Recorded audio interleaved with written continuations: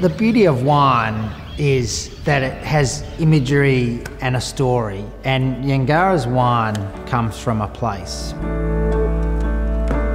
The Yangarra estate is located in one of the most desirable locations in McLaren Vale around Blewett Springs. It's a particularly beautiful spot. Its exceptionalness is really related to its higher elevation and also its exposure to sea breezes. It allows the vines to grow evenly and balanced throughout the growing season.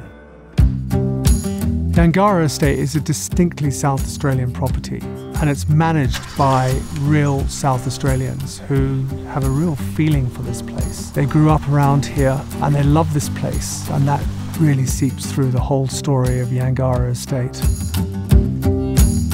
I always wanted to be in farming, and farming was something that probably I loved, the part that you could finish the farming and have a finished product that you'd actually been making versus just growing. For me, working here, it's as much of a lifestyle as it's a job. You know, I come to a beautiful property each day. I'm passionate about the vines. I've planted a lot of the vines and have nurtured them through, and I can't see myself doing anything else. In 2000, when the Californian winemaker Jess Jackson visited McLaren Vale, he was captivated by this estate and believed that it could one day become one of the world's greatest wine estates. Soon afterwards, winemaker Peter Fraser and viticulturalist Michael Lane introduced organic and biodynamic viticulture into the property to promote goodness, richness and vitality into the soils. The sustainability of your soil is probably one of the #1 factors of farming grapes to make great wine. In 2008, we decided that we'd convert over to farming organically and biodynamically, and you're out in the vineyard a lot more and in tune with the vines and the property are much more than you would be in a conventional type scenario. There's a sense of pride that they are making the land that they farm better than it was yesterday. You can see an incredible amount of life in the vines and all over the property. If you just look at the refraction of light through the canopy, you can see plant matter floating around the atmosphere and insects buzzing and birds chirping, and just this incredible energy that's happening around the vineyard. Grenache was first introduced to McLaren Vale in the 1840s, and here at Yangarra Estate, Grenache was first planted here in 1946, but the genetic vine stock material relates to the original material that was brought out in 1832 by James Busby.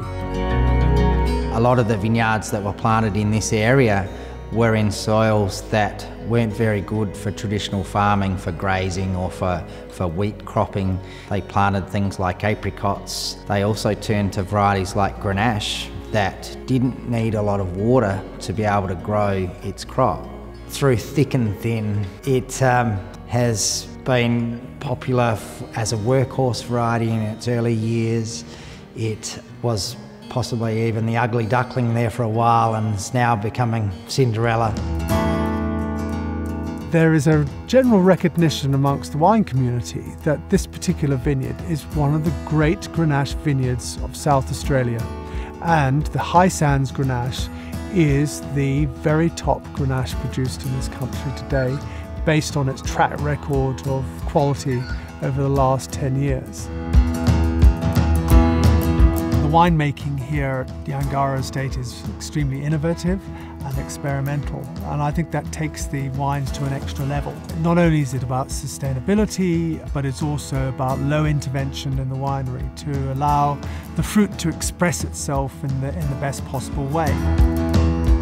I always think of winemaking sometimes as like a swimmer or a martial arts person that is always fine-tuning their craft, and that's something they can always continue to practice, because every year the season is different. You build up knowledge that you put in your toolbox, and it enables you to adapt to every season so that you can bring out the best of the fruit from that season.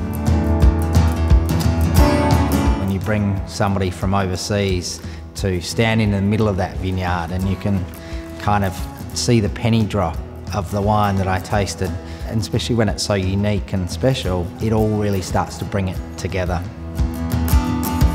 I would like to see Yangarra into the future as being one of the great producers of South Australia, and taken amongst some of the great producers of the world.